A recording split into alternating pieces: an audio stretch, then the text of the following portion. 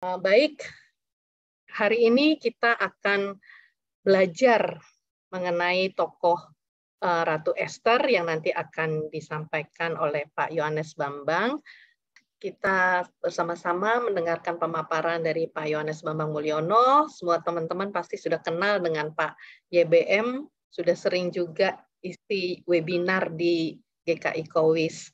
Silakan Pak YBM. Ya. Apakah suara saya dapat didengar dengan baik?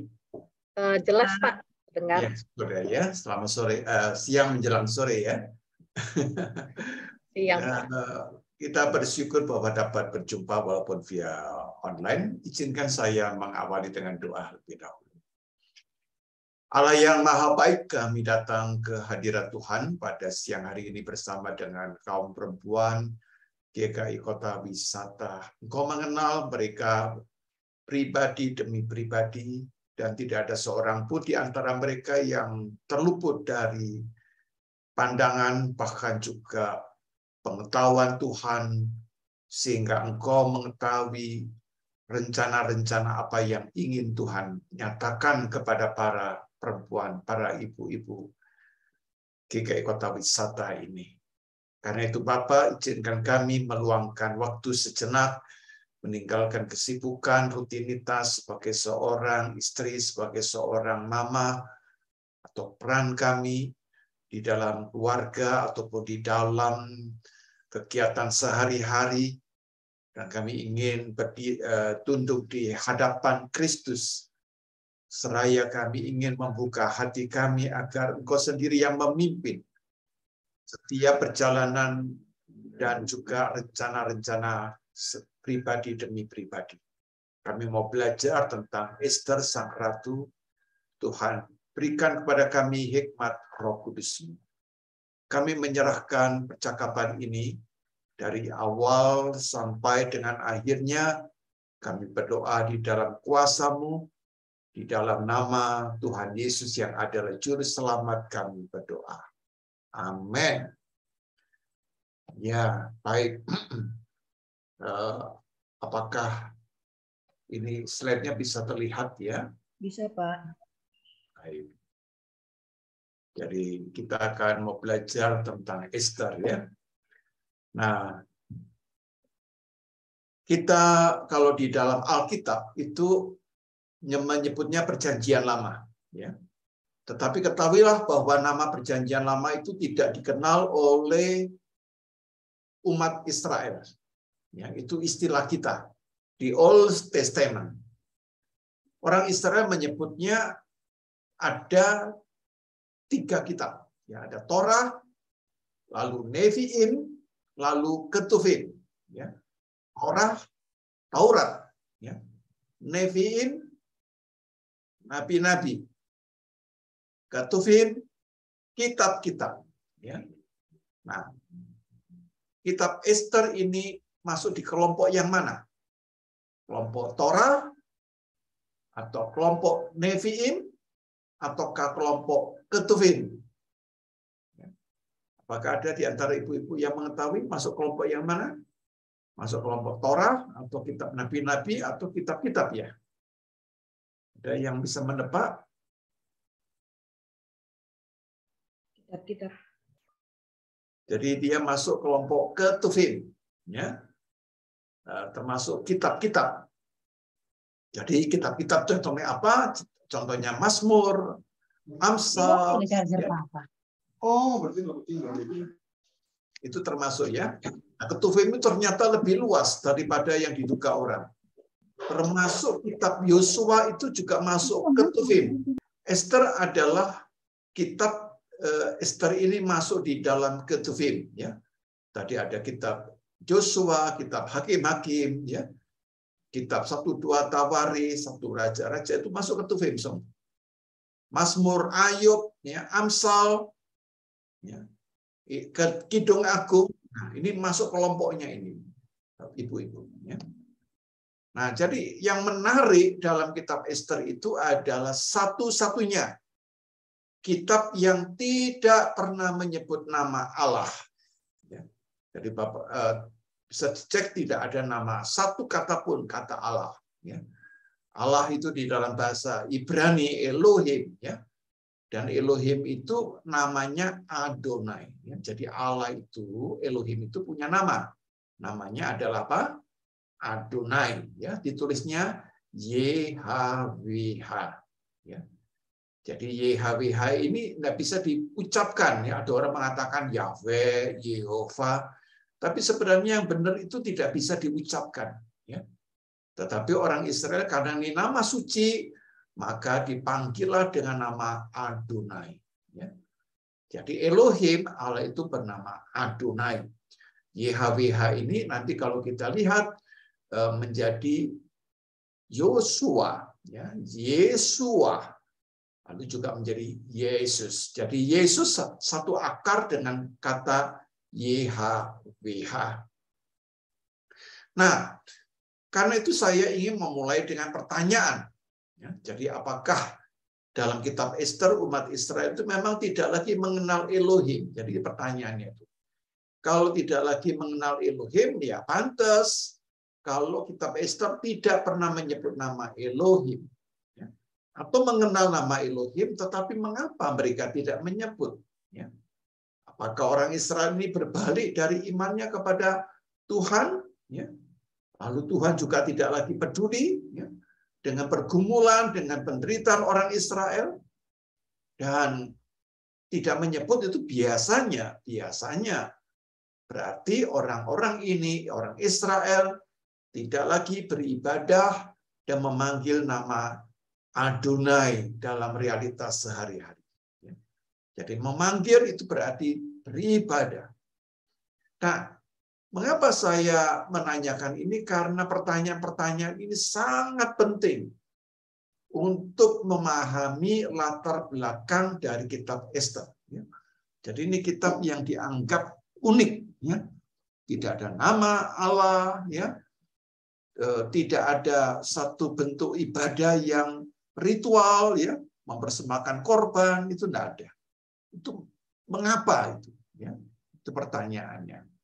Dan kita tahu bahwa peristiwa ini terjadi bukan di Yerusalem, bukan juga di kota-kota Israel, tetapi terjadi di negara lain. Jadi Israel yang berada di dalam perantauan, atau Israel yang berada di dalam diaspora. Jadi di mana itu? Berada di satu kerajaan yang sekarang bernama apa itu? Iran. Jadi kerajaan Ahasiweros itulah kerajaan yang dahulu berada di negara Iran. Ya. Jadi ini menarik. Kenapa tuh orang Israel bisa sampai di Iran itu ya? Kita bisa melihat bahwa tahun 586 sebelum Masehi orang Yahudi di Yerusalem ditaklukkan Nebukadnezar, lalu mereka dibawa ke Irak, ya, ke Babilonia. Lalu sebagian orang-orang yang di Babilonia ini, ya, dibawa ke Iran karena Irak, Nebukadnezar ini, kerajaan Babilonia itu dikalahkan oleh kerajaan dari kerajaan Syria, gitu.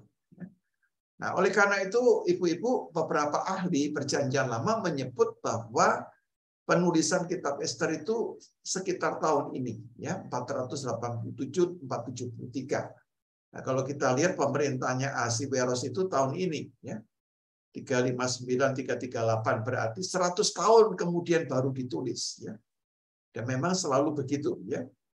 Alkitab kita misalnya Injil itu baru ditulis tahun 50, ya.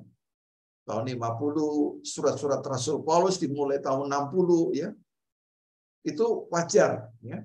Tidak langsung ditulis, ya. Bahkan kalau kita lihat surat Al-Quran itu ditulis 100 tahun, ya, bahkan 100 tahun atau 200 tahun setelah Muhammad meninggal, gitu, ya. Jadi itu seperti itu, saudara-saudara, ya. Di dalam Ester pasal 1 ayat 1 menyatakan bahwa pada zaman Ahasiweros disebutkan dialah yang merajai 127 daerah, bayangkan, ya. Dan itu disebutkan mulai dari India sampai Ethiopia, bayangkan, ya. Tidak ada pesawat, ya. tidak ada teknologi transportasi seperti sekarang, tapi kekuasaannya luas sekali. Dari India sampai Ethiopia, luar biasa sekali. Oleh karena itu dapat dikatakan Persia pada waktu itu menjadi penguasa dunia. Jadi ada penguasa dunia pertama-tama itu dari Babilonia, ya, lalu kemudian dari Medi Persia, yaitu Persia, ya. Nanti dari Persia lalu beralih kemana? Ke Yunani, ya. Kerajaan siapa? Alexander Agung, ya, the Great, ya. Lalu dari Alexander kemudian dikalahkan menjadi kerajaan apa? Menjadi kerajaan Romawi. Nah, seperti itu ya. Jadi silih berganti kekuasaan itu. Ya. Dan Raja Ahasiweros itu berhasil memenangkan peperangan-peperangan sehingga wilayahnya makin luas gitu ya.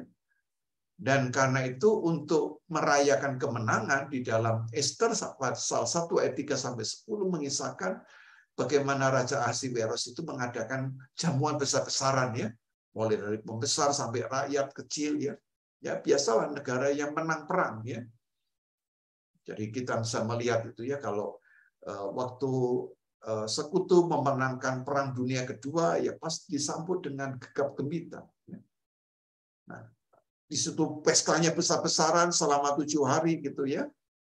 Dan juga untuk menunjukkan kebesarannya Raja Ahasiweros juga menunjukkan kekayaannya, lalu dia ingin pamerkan juga ya istrinya yang terkenal cantik ya, namanya Ratu Wasti ya, Ratu Vasti ya.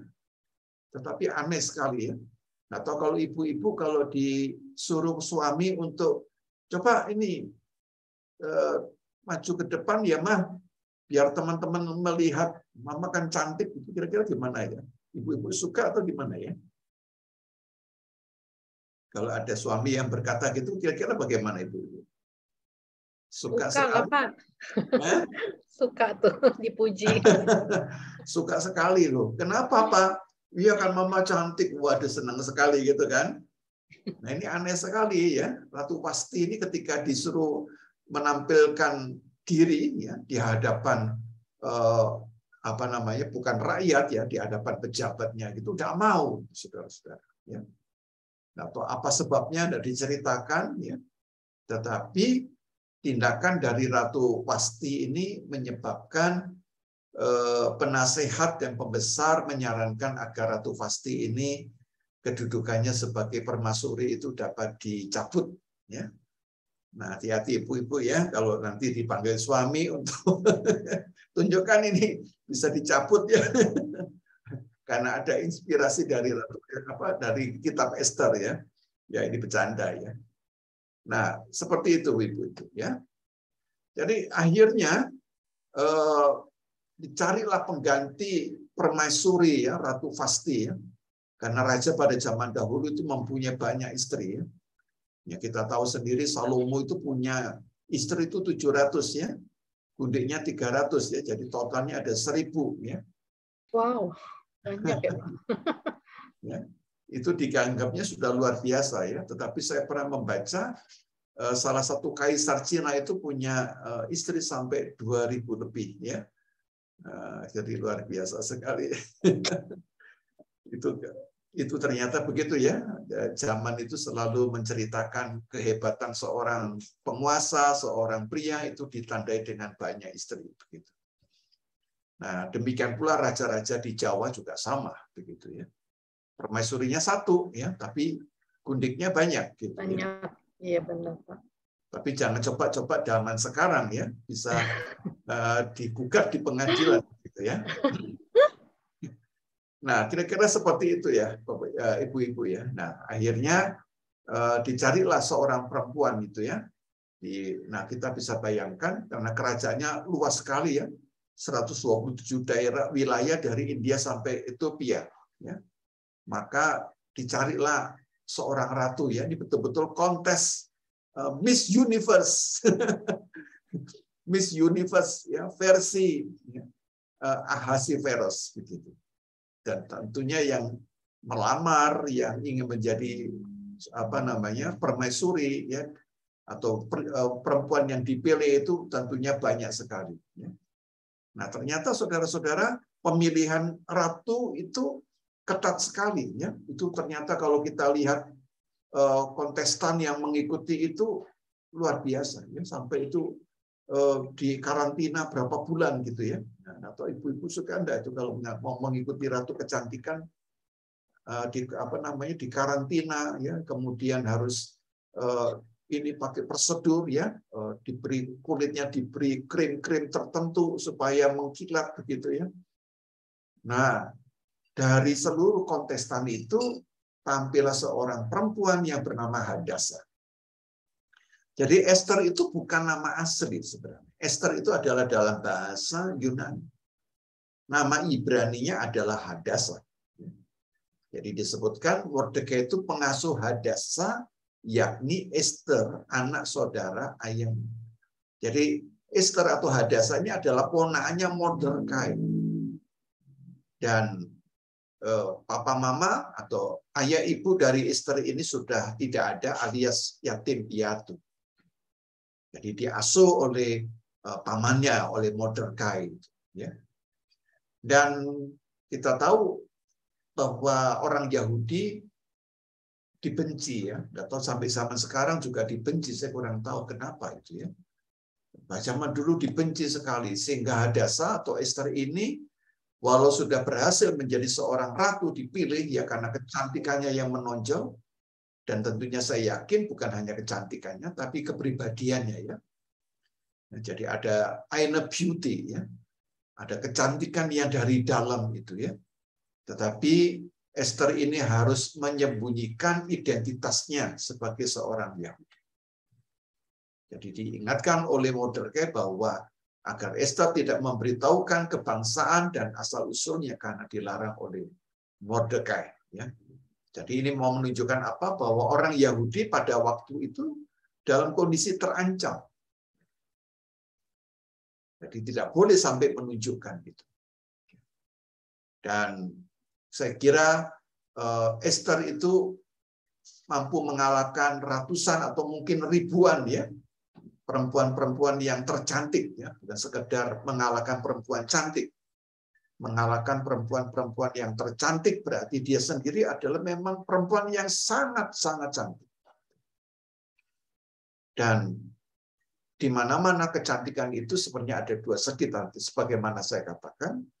Yang pertama adalah kecantikan luar, ya, eksternal, tapi sebenarnya dari dahulu sampai sekarang itu, kalau boleh saya katakan dari sudut pandang pria itu yang mungkin tidak disadari oleh banyak orang, yaitu umumnya loh, ya, pria yang baik itu melihat dari kecantikan dari dalam kepribadiannya.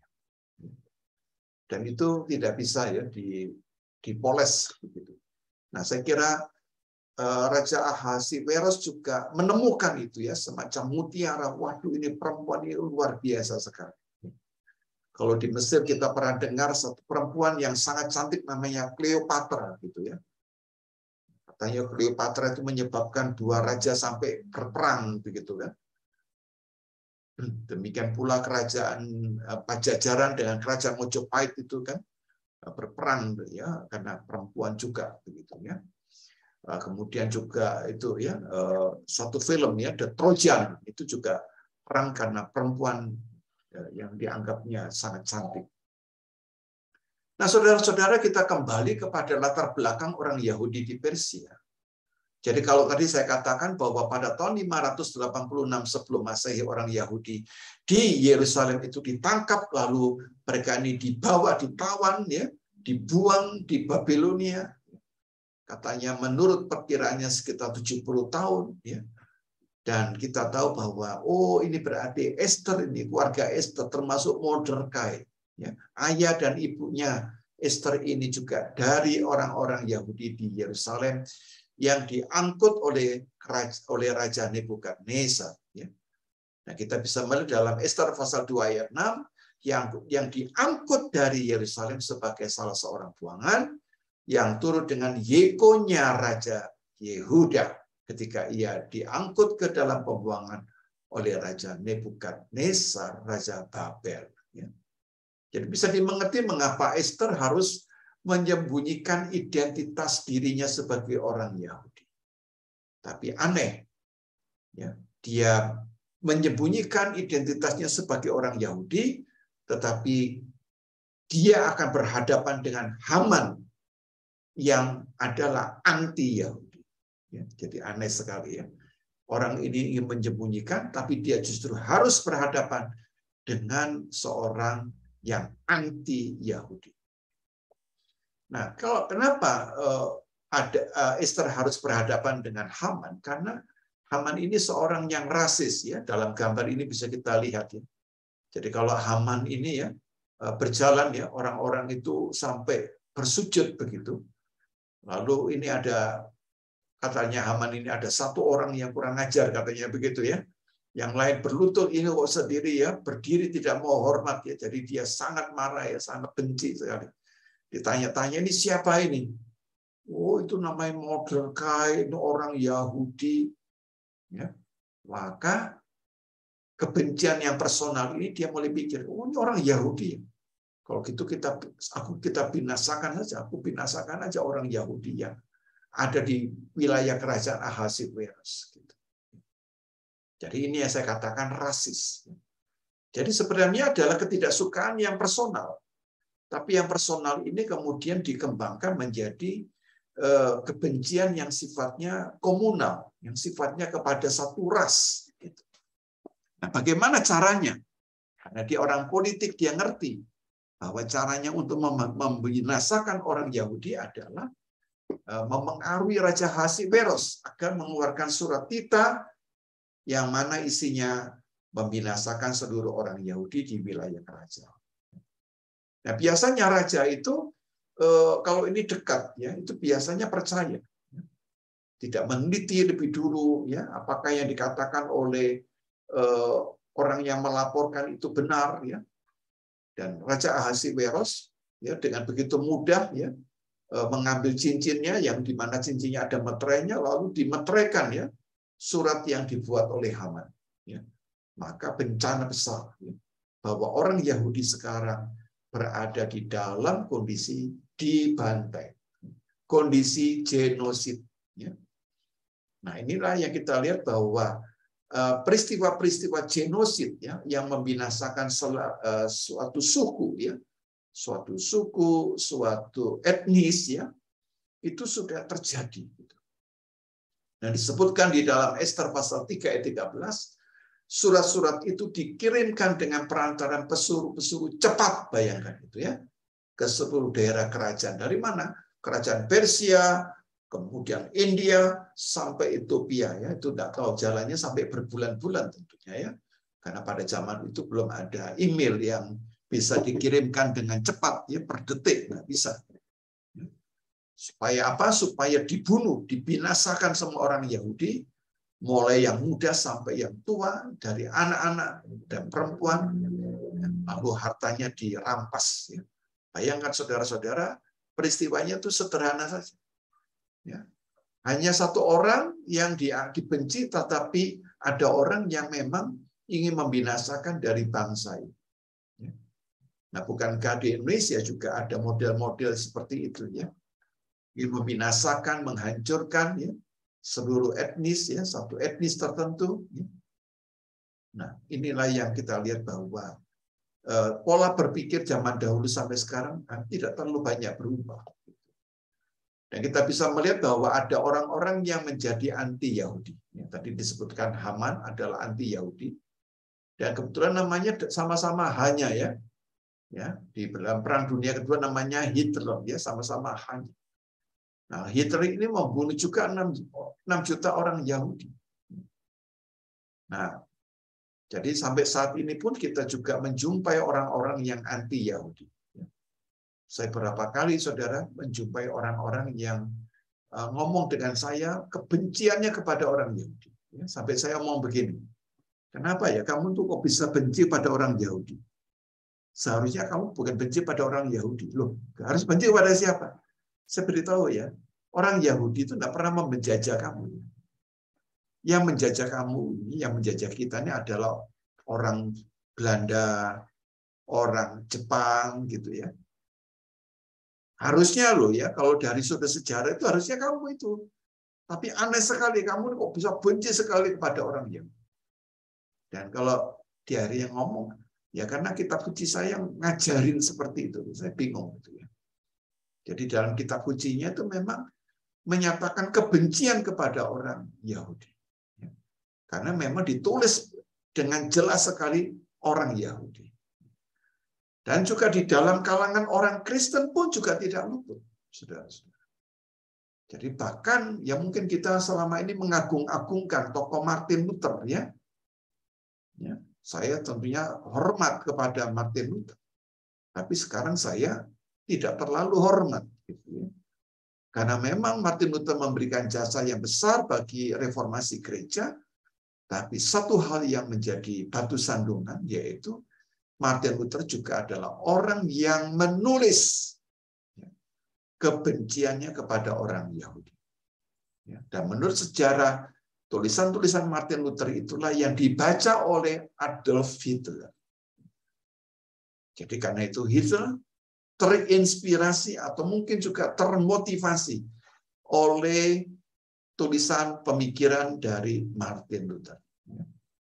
Jadi memang di satu sisi Martin Luther sebagai reformator itu berjasa membawa umat mengenal kebenaran Injil, ya. Tapi juga orang ini memanipulasi berita Injil dengan menyebarkan kebencian kepada umat Israel. Nah, sampai saat ini saya masih menjumpai orang-orang Kristen yang anti ya Yahudi. Bahkan dia mengatakan, "Ngapain kamu pergi ke Israel?" Ya, itu adalah bangsa yang menciptakan kesengsaraan bagi orang-orang Palestina, ya, membuat penjara yang begitu besar, ya, gitu. Saya mau begini, kalau kamu ya harusnya itu marahnya bukan hanya kepada orang Yahudi, harusnya kamu pun juga tidak boleh ke Amerika. Loh, kenapa tidak boleh ke Amerika? Amerika itu juga menimbulkan korban jiwa dalam perang ya dunia kedua itu luar biasa. Perang di dalam Amerika menciptakan permusuhan, bahkan juga pengaruh Amerika ya yang anti komunis mempengaruhi dalam peristiwa G30 SPK. Ya, ada berapa ribu orang yang mati di dalam gerakan G30 SPK. Ya. Jadi kita kadang-kadang itu mau menegakkan keadilan, tapi kita sendiri juga salah. Gitu, ya. Nah, kita harus melihat bahwa pergi ke Israel tidak ada kait-mengkait dengan politik Israel. Ya. Nah, kalau kita lihat bahwa di dalam konteks ini, siapa sih Haman tadi ya, orang yang anti Yahudi ini disebutkan adalah orang keturunan Agag. Disebutkan di dalam Ester 3 ayat 10, Haman bin Hamedata, orang Agag. Nah, ini menarik sekali, saudara-saudara. Ya. Nanti tolong dicek di dalam 1 Samuel pasal 15 ya.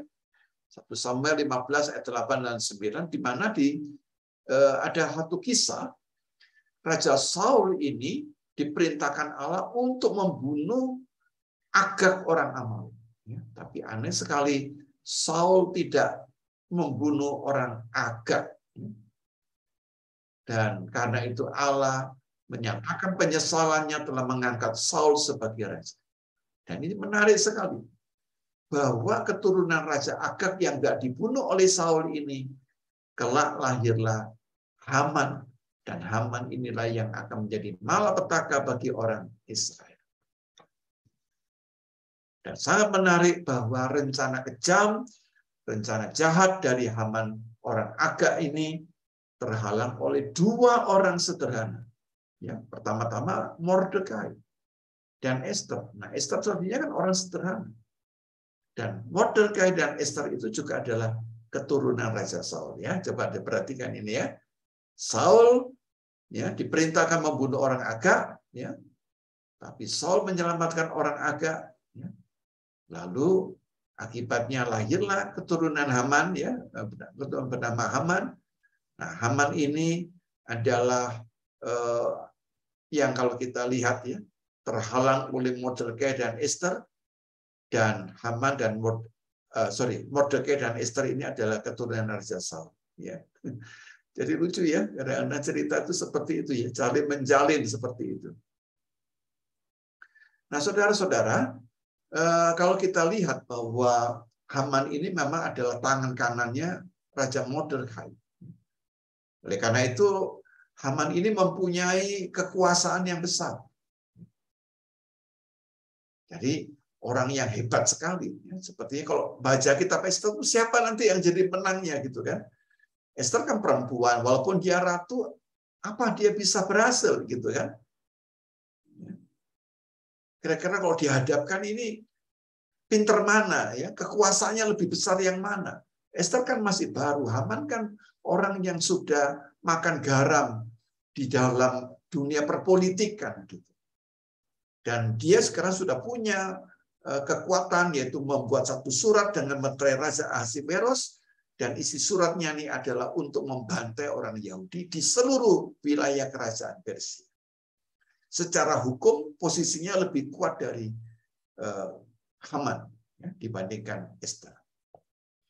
Nah, saudara-saudara, dan di tengah-tengah kondisi yang genting ini, orang Yahudi mau dibantai, tidak ada yang bisa menolong, ya. Dan juga ada satu surat yang legal ya, yang sudah ditandatangani oleh raja agar mereka dibantai. Sekarang pertanyaannya, di mana perannya Tuhan itu? Allah itu di mana gitu? Kok kelihatannya Allah ini absen? Bukankah pertanyaan-pertanyaan ini juga pernah sempat muncul gitu kan? Di tengah-tengah COVID yang melanda seluruh dunia. Di mana Allah? Kita bertanya juga, masa Allah yang Maha Hadir itu adalah Allah yang absen? Atau jangan-jangan bahwa kitab Esther berhasil menjadi memenangkan ya, Ratu Esther memenangkan itu bukan karena kuasa Allah, tapi karena kecantikan dan kecerdasan dari Ratu Esther. Ini pertanyaan-pertanyaan ini menggugah kita. Iya ya, jangan-jangan Esther ini berhasil menang karena kecantikannya, karena kepandaiannya, bukan karena peran dari Allah Israel. Saudara-saudara, dan kondisi Esther sesungguhnya waktu itu sangat sulit. Karena hukum kerajaan Persia itu melarang. Esther ingin menolong bangsanya, ingin melindungi bangsanya dari bencana genosid yang dilakukan oleh Haman dengan surat perintah dari Raja Ahasveros. Tetapi Esther menghadapi hukum yang mengatur, di mana menyatakan semua pegawai raja serta penduduk daerah-daerah kerajaan mengetahui bahwa bagi setiap laki-laki atau perempuan yang menghadap raja di pelataran dengan tiada dipanggil, jadi kalau tiba-tiba kita datang aja muncul gitu, itu hanya berlaku satu undang-undang, hukuman mati. Ya. Kecuali ketika misalnya kita, ya ibu-ibu tampil, lalu raja itu mengulurkan tongkat emasnya, kita akan hidup. Tapi kan kita tidak tahu, ya mood atau suasana hati dari raja ini. Kalau suasana hatinya sedang jengkel, ya, marah, ya, walaupun kita datangnya itu dengan sopan, ya tetap mati. Begitu. Nah, disitulah Esther menyadari bahwa dia menghadapi satu gambling, ya, satu teka-teki yang tidak mudah. Kemungkinan mati itu sangat besar. Nah, disitulah disebutkan Esther melakukan satu hal yang patut kita teladani. Karena di tengah-tengah dilema itu, walaupun dia ratu, dia tidak bisa mendatangi raja setiap waktu. Gimana itu? Ya? Kalau misalnya ibu-ibu kalau ketemu suami sih gampang, betul ya? Ya, tidak ada satu prosedur yang aneh-aneh begitu kan. Jadi kalau ada prosedur justru kita yang menganggap itu aneh gitu kan. Tapi persoalannya di dalam konteks kerajaan. Seorang ratu kalau nggak dipanggil oleh raja, dan raja ini sedang moodnya kurang bagus, ratu ini dibunuh sungguh-sungguh. Ibu-ibu. Jadi mana yang dipilih? Ini gamblingnya yang gimana? Itu. Jadi memang kitab Ester itu adalah kitab yang mengisahkan tentang gambling. Kemungkinan-kemungkinan yang bisa terjadi kapan saja dan kepada siapa saja. Lalu bagaimana sikap Ester harus menyikapi kondisi ini? Nah, lalu di tengah-tengah kebingungan itulah Ester disadarkan akan ucapan Mordekai pamannya. Ya. Dan ayat ini, ibu-ibu, Ester 4 ayat 13-14 ini oleh para ahli dianggap sebagai inti utama dari kitab Ester. Ya, tadi saya tidak membaca karena saya ingin menunjukkan kepada ibu-ibu ya bahwa inti kitab Ester itu ada di Ester 4 ayat 13-14. Apa isinya?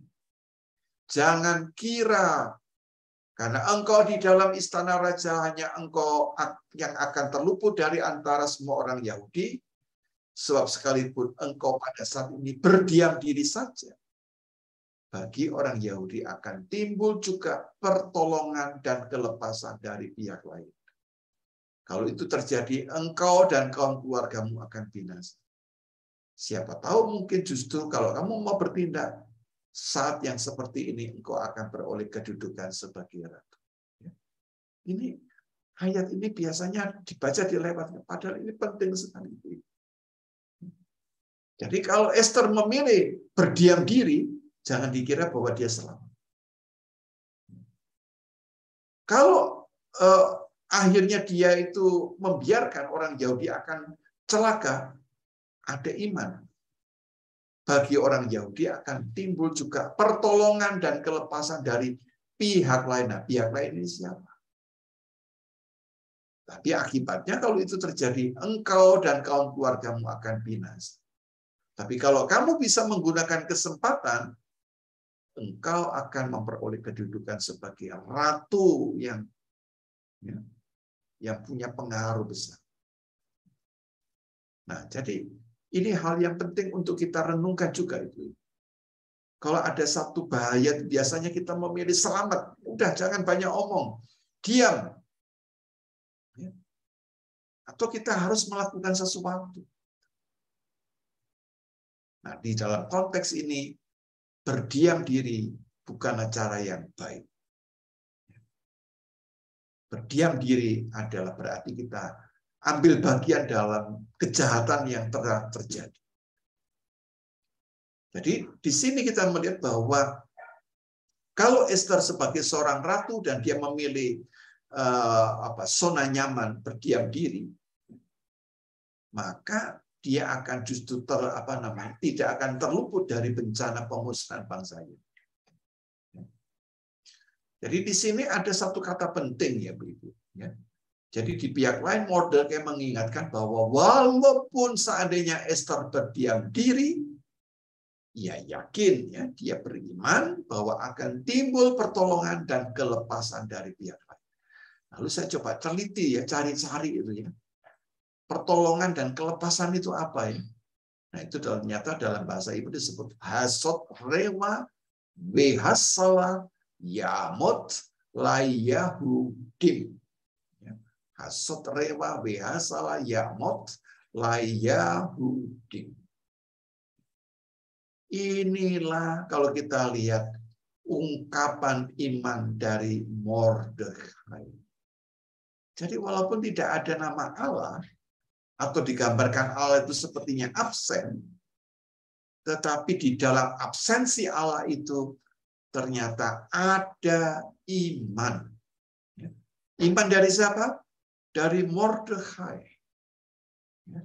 Dan ini sangat penting. Kalau kita berada di dalam satu bahaya, ya, kita sudah hopeless. Apakah kita percaya bahwa di tengah-tengah yang situasi yang berbahaya itu akan ada pertolongan dan kelepasan dari pihak lain? Di sini kita lihat ada aspek iman.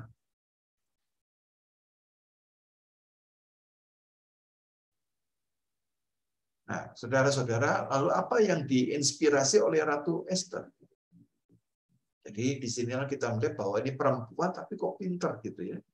Bisa mengambil sikap. Jadi dia berkata, pergilah. Kumpulkanlah semua orang Yahudi yang terdapat di Susan dan berpuasalah untuk aku. Jangan makan dan janganlah minum 3 hari lamanya. Baik waktu siang, baik waktu malam, baik waktu siang. Aku serta dayang-dayangku akan berpuasa demikian. Dan setelah itu aku akan menghadap raja. Walaupun bertentangan dengan undang-undang, kalau toh terpaksa aku mati, ya sudah biarlah aku mati. Ini kita lihat sebenarnya Esther 4 ayat 16 memperlihatkan iman Ratu Esther. Kalau di sini kita melihat ada iman dari Mordekhai. Jadi ada iman dari Mordekhai, ada iman dari Ratu Esther. Jadi selama keluarga itu punya iman, ya, bapak dan ibu punya iman, percayalah bahwa anak-anak itu akan selamat. Tapi kalau hanya salah satu, ya, apalagi sampai salah 2, suami tidak beriman, istri tidak beriman, keluarga itu akan berada di dalam bencana.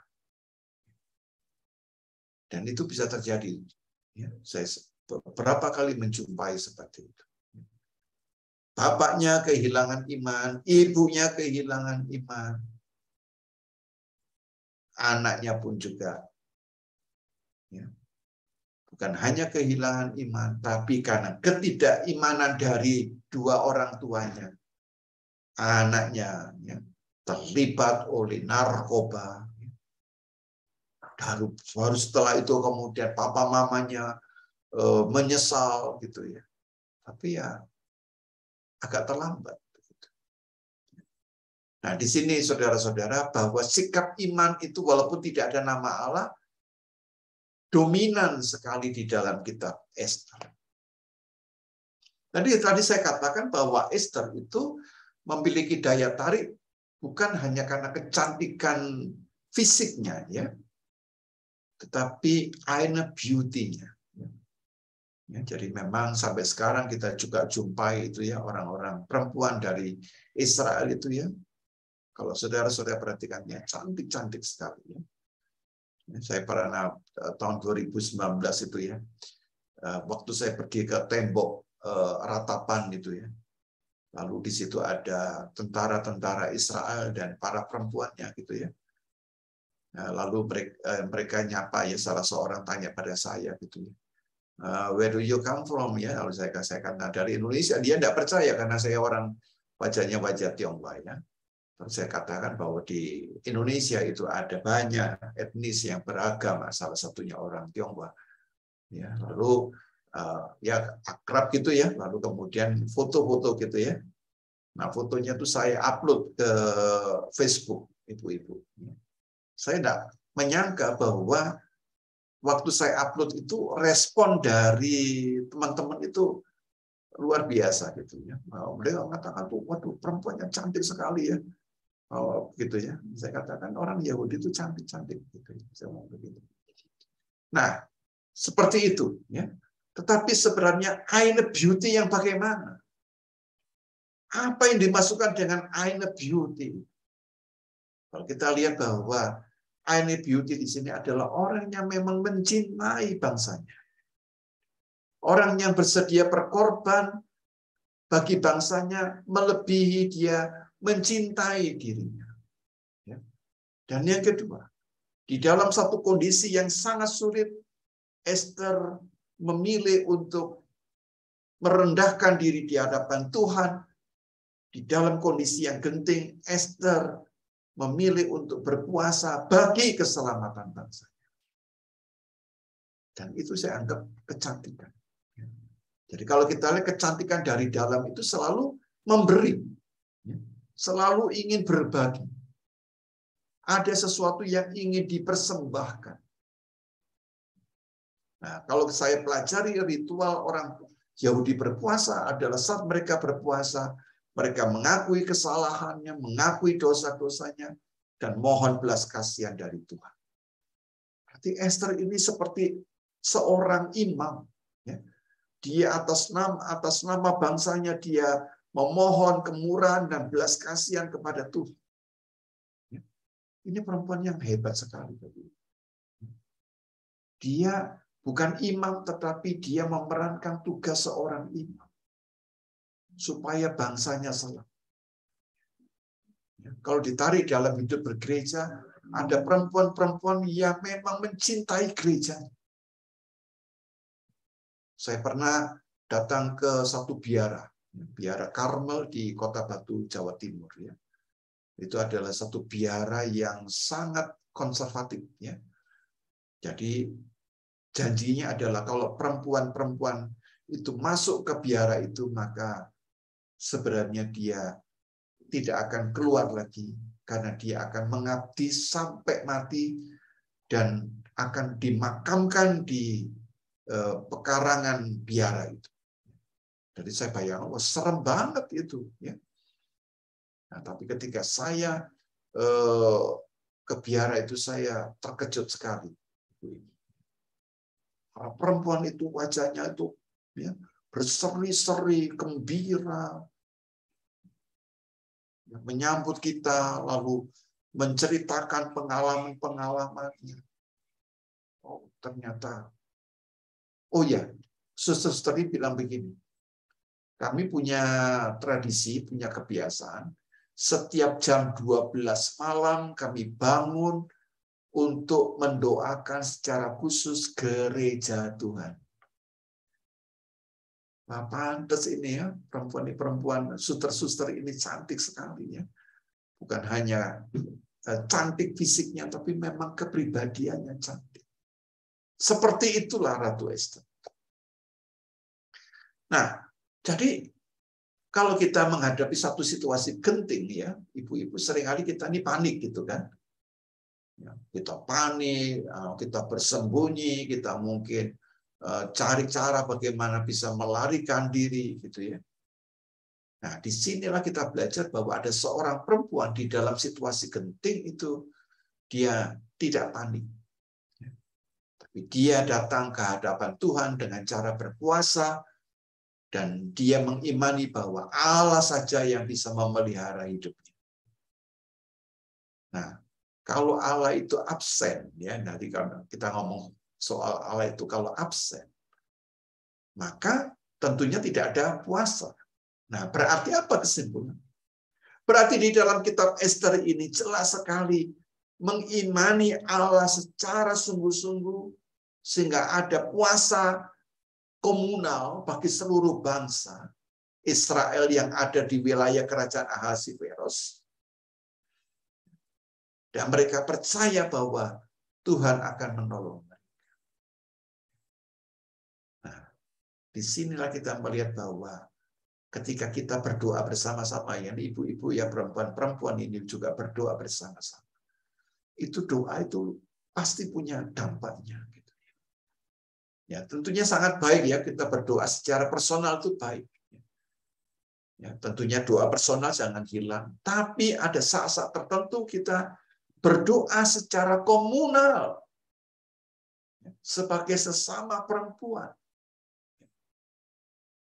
Kalau Allah ini absen, maka rencana dari Haman ini akan terjadi.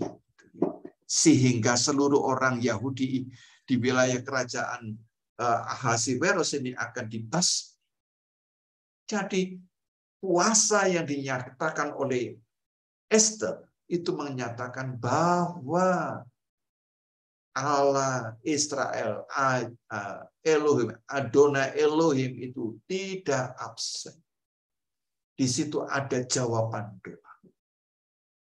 Dan jawaban itu terlihat di dalam kitab Esther pasal 5 ayat 2. Ketika raja melihat Esther sang ratu berdiri di pelataran, berkenanlah raja kepadanya, sehingga raja mengulurkan tongkat emas yang di tangannya ke arah Esther, lalu mendekatlah Ester dan menyentuh ujung tongkat itu.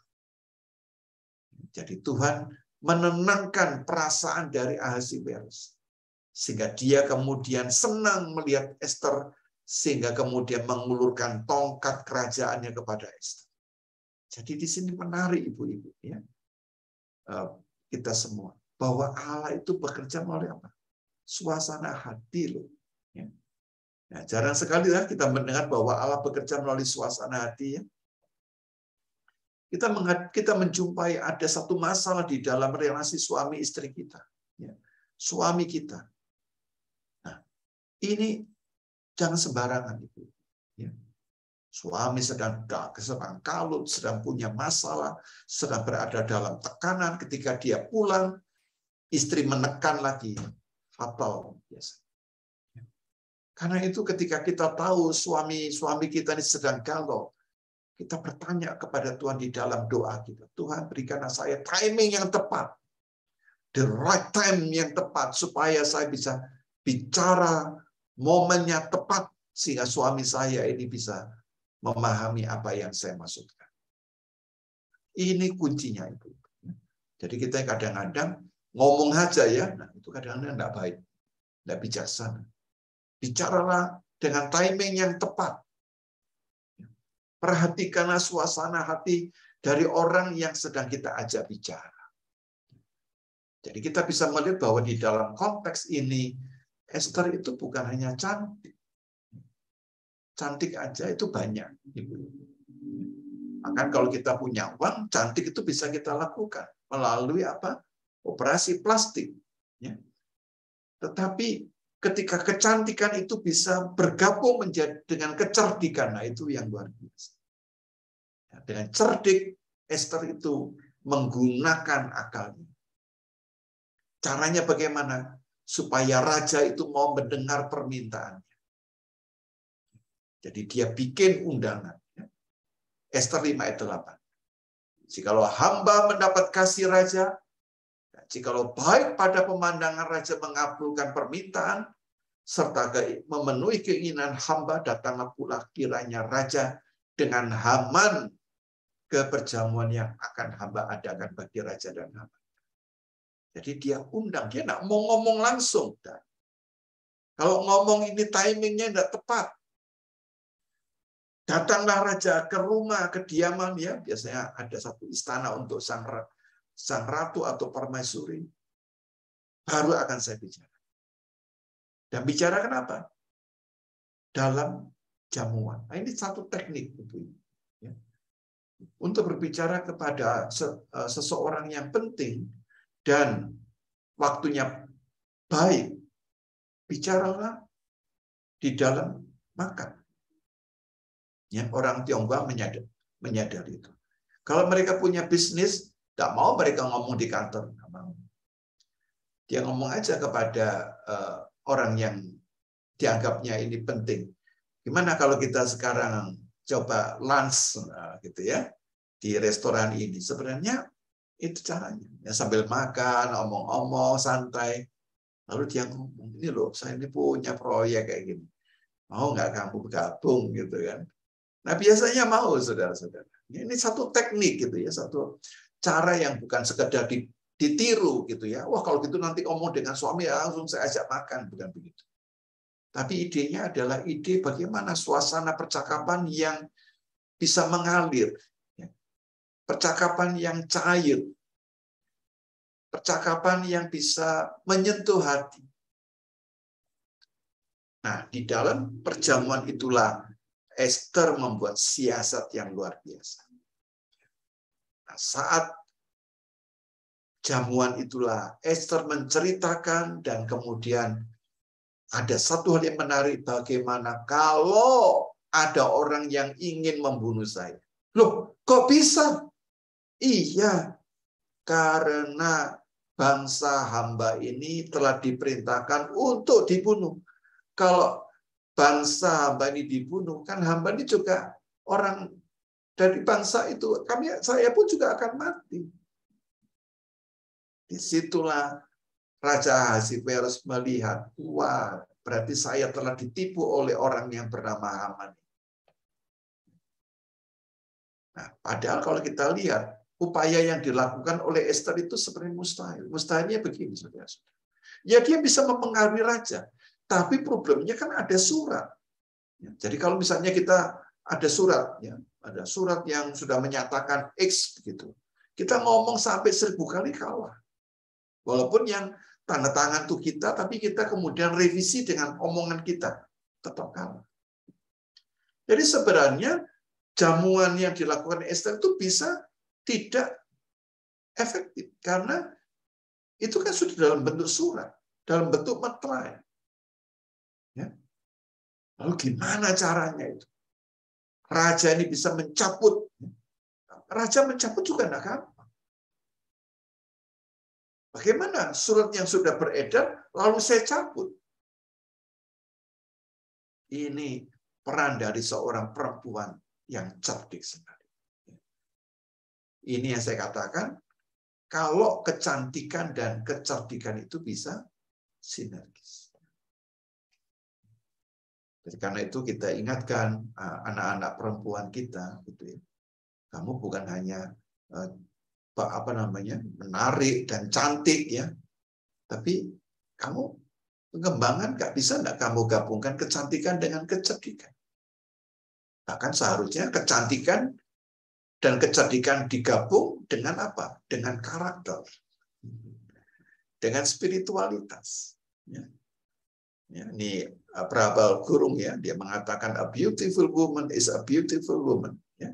But a beautiful woman with a brain is absolutely lethal combination ya. Lethal itu senjatanya, jadi senjata yang mematikan ya. Jadi ketika kecantikan itu gabung dengan kecerdasan. Jadi kalau kita lihat bahwa disitulah Esther ini menggerakkan bangsanya untuk berdoa dan berpuasa, dan Tuhan menolong. Ya.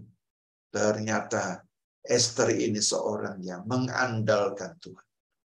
Dengan pertolongan Tuhan, dengan pertolongan Allah, Esther dapat membuka hati dan pikiran Raja Ahasiweros tentang akibat perbuatan Haman apabila memusnahkan bangsanya orang Yahudi sesuai dengan titah raja. Ya.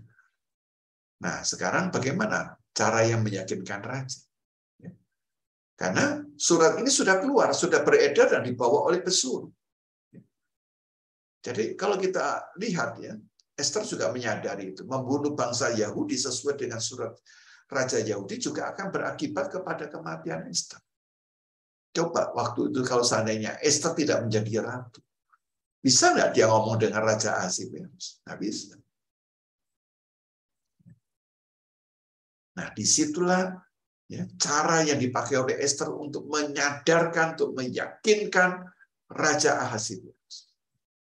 Nah, karena itu akhirnya Raja menghukum Haman dengan cara menggantung di tempat yang dipakai untuk rencananya menggantung Mordekai. Karena itu saudara-saudara, kalau kita punya rencana yang jahat, maka rencana itu biasanya akan kembali kepada kita.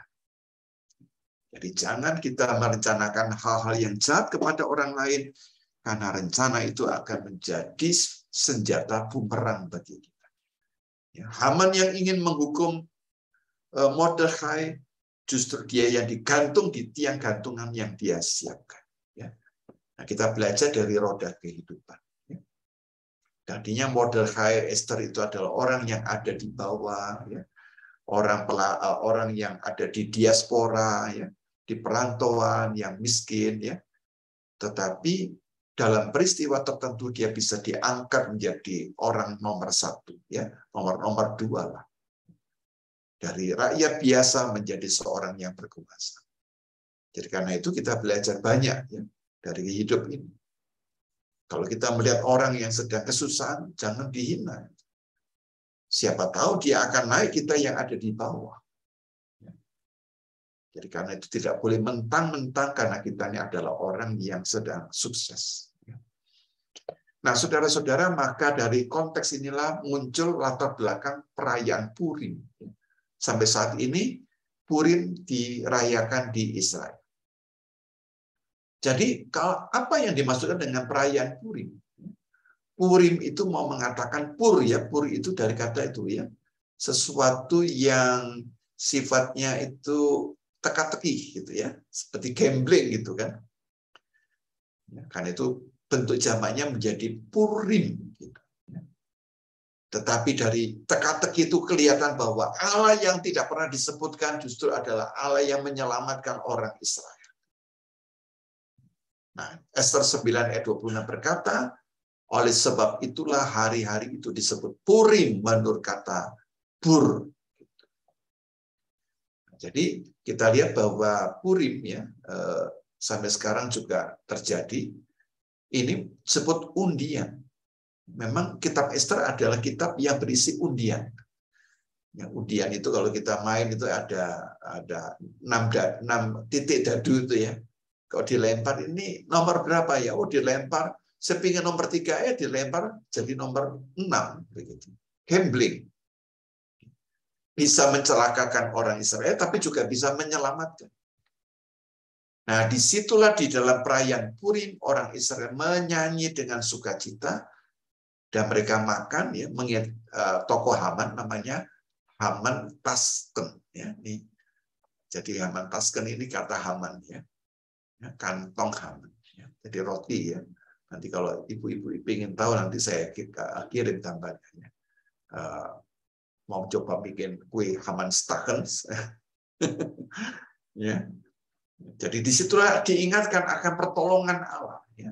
Providensia Dei kepada orang Israel. Jadi kalau saya boleh jelaskan sedikit tentang pelaksanaan perayaan Purim ya. Ada 4 kewajiban ya. Kewajiban tersebut mitzvot. Jadi apa yang dilakukan di masa Purim? 1, mendengarkan pembacaan kitab Ester. Jadi kitab Ester dibaca setiap hari raya Purim. Ya.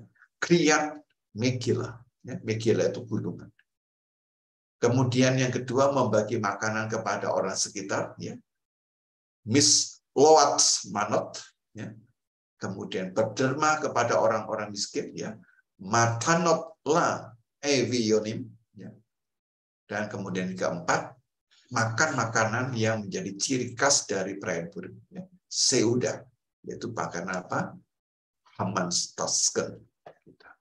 Ya, jadi kira-kira seperti itu perayaan Purim. Ya. Nah, karena itu saya bikin refleksi, Ester yang nama aslinya adalah Hadasa, dikaruniai Allah kecantikan ragawi yang sangat menonjol. Ya. Tetapi sesungguhnya yang menonjol itu adalah kecantikan batinnya. Kenapa disebut cantik? Karena dia adalah seorang perempuan yang mencintai bangsanya, melebihi mencintai diri. Karena itu kalau kita lihat orang yang mencintai bangsanya yang begitu besar, ya, dia disebutkan sebagai tokoh ratu penguasa dunia. Orang biasa loh tuh ibu-ibu ya, bisa menjadi ratu penguasa dunia. Dan rahasianya jelas, ditentukan oleh kecantikan batin. Masyarakat kita seringkali ya terlalu kencang promosi tentang operasi plastik, tentang membuat apa ya dandan yang membuat perempuan ini cantik gitu ya. Tapi sayang sekali masyarakat kita juga tidak menyadari bahwa yang terpenting dari semua kecantikan itu adalah kecantikan batin. Orang yang mengasihi Tuhan, orang yang bisa mengasihi keluarganya, orang yang mengasihi bangsanya. Orang yang sangat peduli dengan orang-orang yang tertindas. Maka kepada orang-orang seperti inilah Allah akan memelihara. Providensia Dei. Jadi pesan kitab Ester sangat jelas. Bahwa sekalipun umat berada dalam situasi bahaya, dan tidak ada pertolongan sama sekali, tetapi Allah itu tetap setia dan berkarya. Jadi percayalah ibu-ibu, kita semua para perempuan, bahwa ketika kita berada di dalam satu kondisi yang sangat sulit, satu kondisi yang sangat kritis, percayalah satu hal, yaitu Allah itu setia dan berkarya. Karena itu apabila kita menghadapi situasi paling genting dan mematikan, kita sesungguhnya tetap aman di dalam pelukan Tuhan. Karena itu karya Tuhan itu menjadi nyata ya. Apabila kita mau menghadapi setiap kesulitan dan mara bahaya dengan apa? Dengan iman. Ini penting sekali. Masalah apapun, serumit apapun. Apakah kita punya iman kepada Tuhan yang kuat? Iman seperti Mordekai, iman seperti Esther. Walau mereka ini dihadapkan kematian di depan mata mereka. Kalau gagal mereka akan dipancung ya. Esther kalau gagal untuk menghadap Raja Ahasiweros dipancung dia. Nah, saudara-saudara, di sinilah kita melihat bahwa panggilan ilahi pemeliharaan Tuhan ini juga akan tetap berlaku di dalam realitas kehidupan kita sehari-hari. Dan saya yakin Tuhan tidak pernah berubah. Yesus Kristus tetap sama. Dahulu, sekarang, sampai selama. Walaupun tidak kelihatan, tapi Allah itu bekerja dengan caranya yang luar biasa. Itu hanya bisa dilihat dengan iman, mata iman. Kiranya Tuhan menolong memberkati setiap kita. Amin. Wow, terima kasih Pak YBM atas paparannya. Luar biasa ya, kita sudah mendengar sangat luar biasa kepribadian dari seorang Ratu Esther yang benar-benar sangat beriman dan berani maju untuk menyelamatkan bangsanya. Dan di sini kita melihat bahwa Ratu Esther benar-benar sangat mengandalkan Tuhan. Dan begitu luar biasanya aura Ratu Esther sehingga bangsa Yahudi pun percaya sepenuhnya ke seorang perempuan yang wanita biasa, namun wanita tersebut akhirnya menjadi ratu penguasa dunia.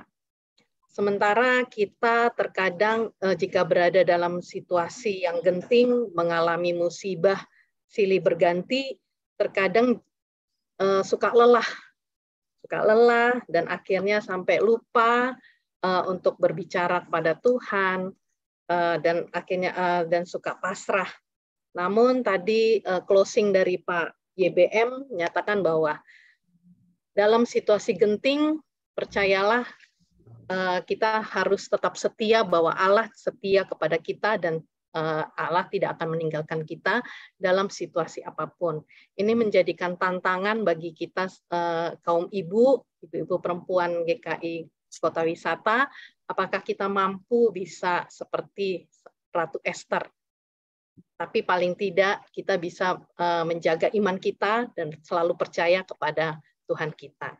Baik, teman-teman, ada yang mau bertanya? Boleh, Bu Ratna. Silakan, Kak Uti.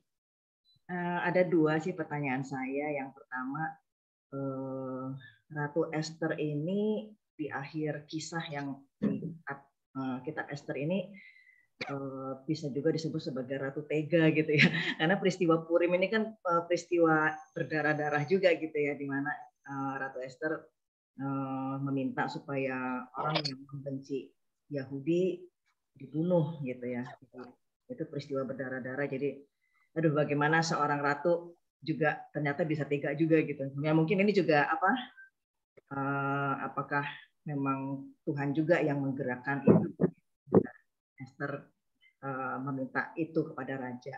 Itu pertanyaan yang pertama. Terus yang pertanyaan yang kedua, secara politis kan Esther memiliki posisi yang strategis untuk menyelamatkan bangsanya ya dari rasisme. Di zaman sekarang pun rasisme masih ada gitu, termasuk di negara kita tercinta. Jadi daripada mengeluhkan, aduh kita ini minoritas, kita ini posisinya lemah atau tidak disukai, mending kita menjadikan Esther sebagai yang inspirasi kita gitu ya, dengan inner beauty-nya gitu ya, yang mencintai Tuhan dan mencintai bangsanya supaya bisa melakukan sesuatu. Tapi di sisi lain Esther dan Mordekai itu keturunan Raja Saul gitu ya ternyata ya, dan yang dulu menolak membunuh Agag, terus sekarang berbalik justru keturunan Agag ini yang kemudian dipenuhi sendiri juga oleh keturunan Saul gitu. Jadi kita juga bisa percaya bahwa campur tangan Tuhan ada dalam hal ini, juga termasuk jatuh cintanya Ahasveros kepada Esther gitu ya. Mestinya itu juga campur tangan Tuhan gitu. Nah, ini jadi apa?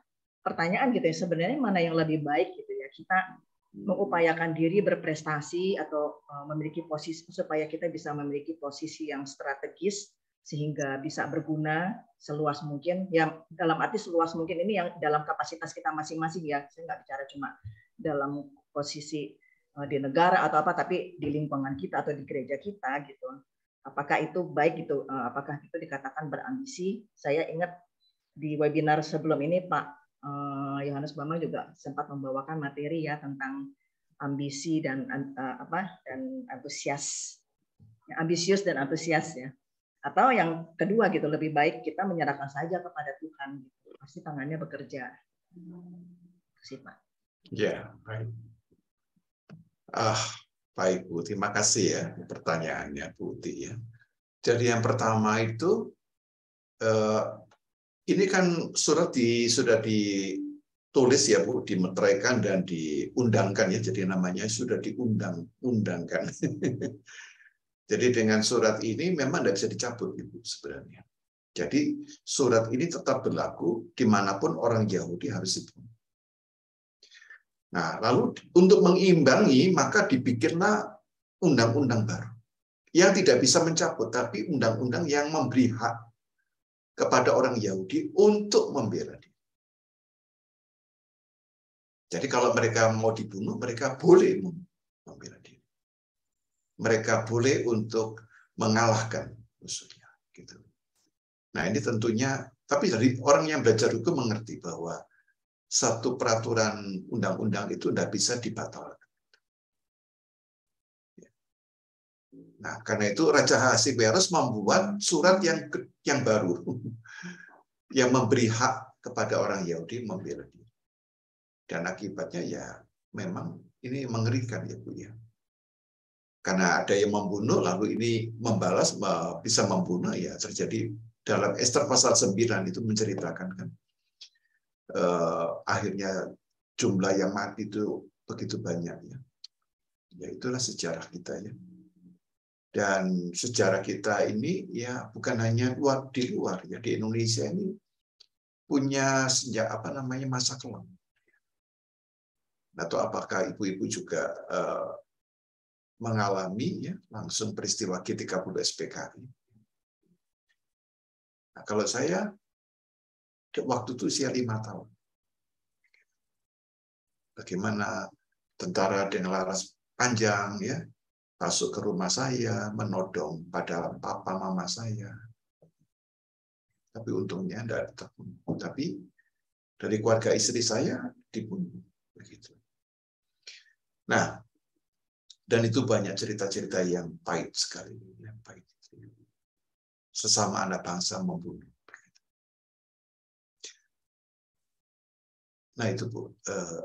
Kalau nanti ada pertanyaan yang tidak terjawab tadi karena ada beberapa hal itu ya Bu. Lalu peran kita sebagai minoritas gitu ya Bu ya. Maksudnya bagaimana gitu ya. Jadi seperti kita ini seperti orang Yahudi ya. Jadi minoritas di tengah-tengah mayoritas. Nah, kalau boleh saya katakan segi positifnya aja dulu. Minority itu ada blessing-nya. Ibu perhatikan. Semua minority itu rata-rata orang yang lebih kuat. Lebih berhasil. Karena data dorongan minority itu membuat mereka tuh ingin survive. Gitu. Nah, kalau kita ini ya, misalnya orang Kristen mayoritas, ya misalnya ini satu pergumulan ya, yang konkret ya, misalnya di Indonesia Timur itu mayoritas. Apa yang terjadi? Mereka tidak tangguh. Lalu datanglah orang-orang yang pendatang, itu lebih pintar gitu ya, dalam berdagang. Ini satu pergumulan. Sampai UKM Maranatha itu membuat satu program bagaimana ya, menolong orang-orang Indonesia Timur itu supaya mereka ini bisa studi dokter ya, dan diberi 100%, bayangkan. Bukan diberi beasiswa 100%. Tapi kadang-kadang kita sedih gitu ya. Diberi beasiswa 100% tapi nggak punya semangat belajar. Ini contohnya. Nah, ini segi-segi positif. Tentunya segi negatif adalah dimanapun minoritas itu selalu disudutkan. Suara mereka itu dibungkam. Gitu ya. Baru-baru ini ramai tentang PPKN yang isinya tentang Trinitas tapi salah. Gitu kan. Ya, jadi Trinitas itu dipahami menurut iman mereka. Jadi dalam imannya mereka itu Trinitas itu adalah Allah, Bunda Maria, dan Yesus itu memang pikirannya seperti itu. Ini buku yang dikeluarkan oleh Menteri Pendidikan loh ya. Coba kalau dibalik. Seandainya itu isinya tentang agama mayoritas, kira-kira apa reaksinya? Kalau kita ya udah cabut, tarik. Ngomongnya gitu aja. Tapi coba kalau itu sebaliknya gitu.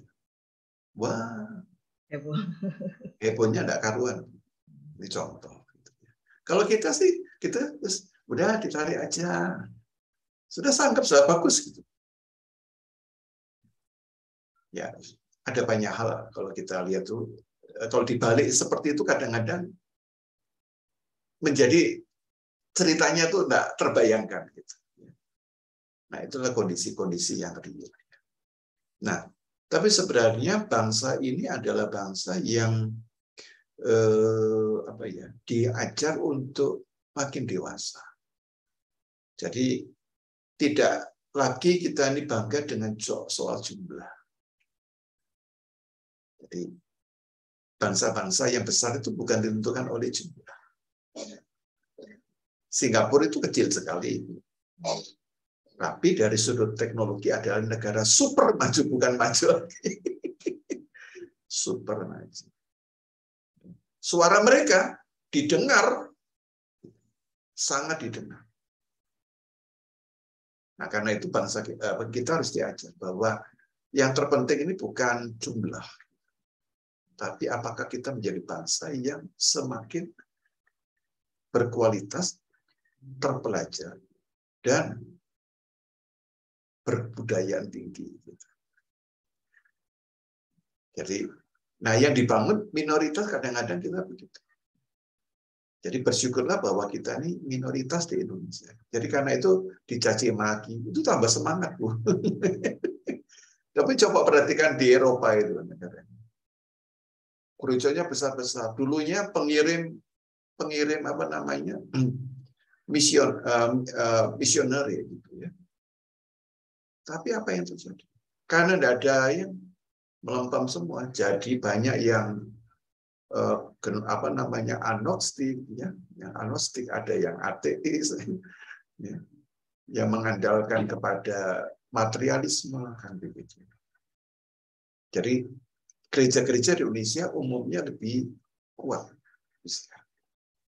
karena ditekan. Tapi saya bukan mengatakan bersyukurlah dengan tekanan, itu bukan itu maksud saya. Ya, tapi kalau ditekan, berpikirlah secara positif gitu, bahwa iman kita diuji oleh peristiwa-peristiwa. Ya, atau apakah masih ada pertanyaan Ibu yang tertinggal ya, Bu? Terima kasih, Pak.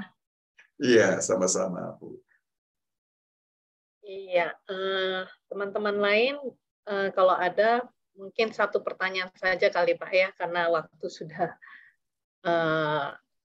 hampir jam 3.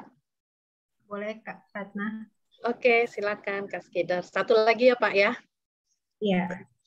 Terima kasih Kak Ratna, terima kasih Pak Yohanes Bambang Mulyono. Saya baru pertama kali ini ikutin pemaparan Bapak. Menarik sekali tentang Esther gitu ya. Terus kemudian ada timbul pertanyaan dari saya nih Pak. Saya jadi teringat kisah tentang Rahab. Rahab yang menikah dengan Salmon, lalu kemudian melahirkan Boas, dan dari situ keturunannya akhirnya digenapi menjadi Rut, kemudian dari bahkan di kitab Matius silsilah itu jelas sekali tertulis gitu ya. Bagaimana Rahab menyelamatkan bangsa Israel di tembok Yeriko kan ya, padahal dia seorang sundal. Nah, dengan Esther yang dari keturunan Yahudi Benyamin, dia menyelamatkan banyak orang yang dari Yerusalem pembuangan, dan dimasukkan ke dalam kitab Perjanjian Lama, lalu kemudian diperingati oleh bangsa Yahudi sampai sedemikian rupa menjadi perayaan Purim gitu ya. Sementara bagaimana kelahiran tentang silsilah Yesus itu juga tertulis di dalam kitab Matius. Nah, yang Yahudi katanya sampai sekarang belum percaya dan masih menantikan kedatangan juru selamat gitu ya. Bagaimana ya kita melihat bangsa Yahudi kok ya mengagungkan si Esther, ya mungkin karena dia nggak percaya tentang Yesus itu, sehingga mungkin dari Perjanjian Lama ini tidak kisah tentang Rahab ini kan ada ya di Perjanjian Lama, dan kenapa ya bangsa Yahudi kok nggak melihat ini gitu ya. Itu yang pertama. Yang kedua, ketika bangsa Esther tinggal di dalam kerajaan, saya jadi teringat kisah tentang Daniel. Daniel menjaga dirinya sehingga dia tidak menajiskan dirinya, tidak makan makanan yang dibuat raja. Nah, kalau Esther nih gimana ya Pak? Gitu. Dia tinggal di dalam kerajaan yang dia harus mempercantik diri dengan, apakah dia juga menikmati makanan yang dimakan dan punya apakah itu bagian integritas, dia tidak memakan, apakah dia makan mengikuti tradisi yang dilakukan oleh raja ini sebagai seorang istri padahal dia permaisuri ya, kalau nggak dilakukan mungkin dia bisa dapat hukuman atau bagaimana gitu Pak, sejarahnya dari kitab ini, sehingga Esther apakah dia memang tidak menajiskan dirinya dengan makanan raja. Itu aja Pak, terima kasih Kak Ratna. Ya, terima kasih Ibu. Saya manggilnya Ibu siapa ya? Kider Pak. Kider Pak. Kider ya, baik. Jadi yang pertama begini, memang jelas kalau Esther itu karyanya, kepalawanannya itu menjadi satu perayaan Purim ya. Dari Pur artinya undi, ya, diundi. Artinya dalam kitab Esther itu berisi tentang undian, gambling.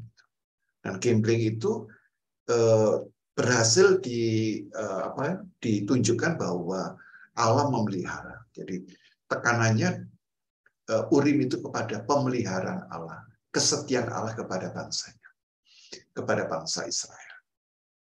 Nah, Ibu tadi menyebut nama Rahab, tapi sebenarnya kalau mau jujur Ibu, ada beberapa tokoh yang berjasa besar. Ya. Jadi kalau kita lihat misalnya yang pendiri dari dinasti Daud itu kan ada pengaruh dari Rut. Ya. Kita kalau tarik itu Rut itu dengan Boas itu kan nanti menurunkan dari dinasti Daud. Lalu bagaimana caranya menghargai? Cara menghargainya adalah dicantumkan di dalam kitab. Jadi penghargaan itu tidak harus seperti yang dialami oleh, kalau di dalam peristiwa Purim itu yang ditonjolkan Allah. Ya, bentuknya itu. Tapi ya Esther disebut pasti kitabnya dibaca.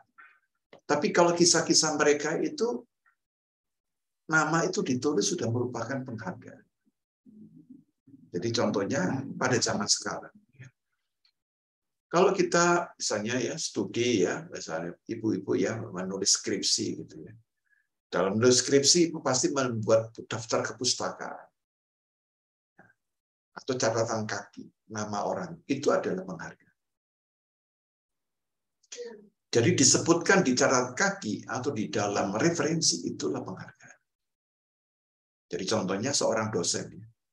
Dia bangga sekali karena jurnal yang dia tulis dikutip oleh jurnal dengan standar Q1. Itu sudah penghargaan.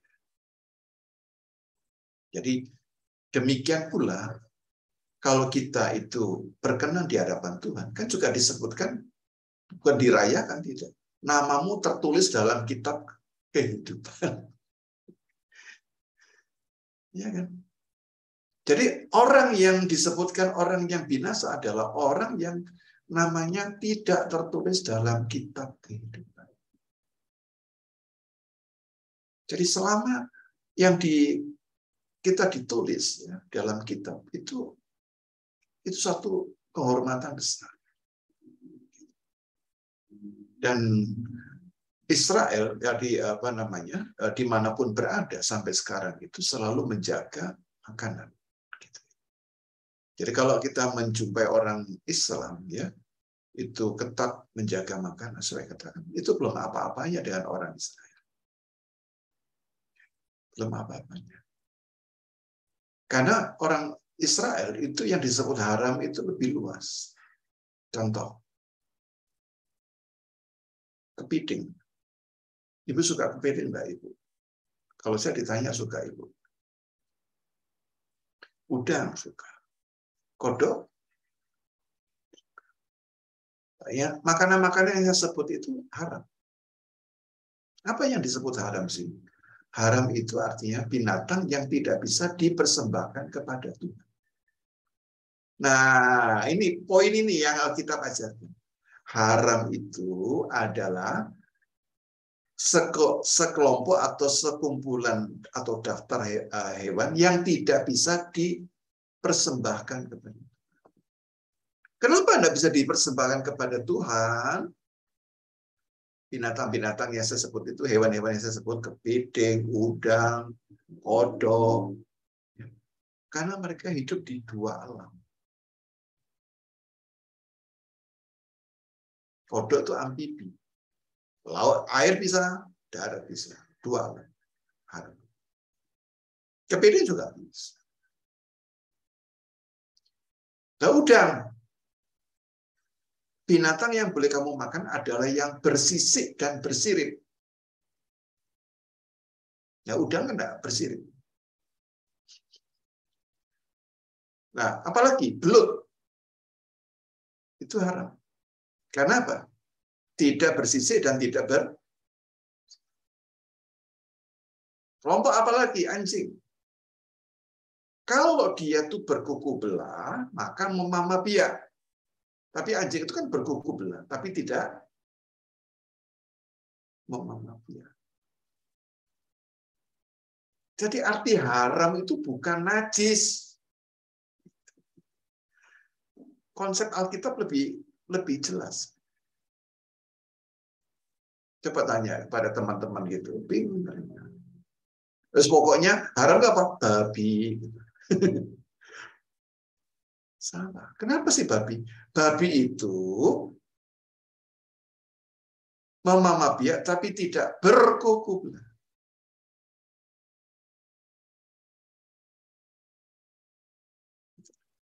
Itu ada aturannya. Tapi yang kedua adalah apa? Israel itu negara yang sangat memperhatikan, namanya kalau Israel namanya kosher, tulisannya KHSHER,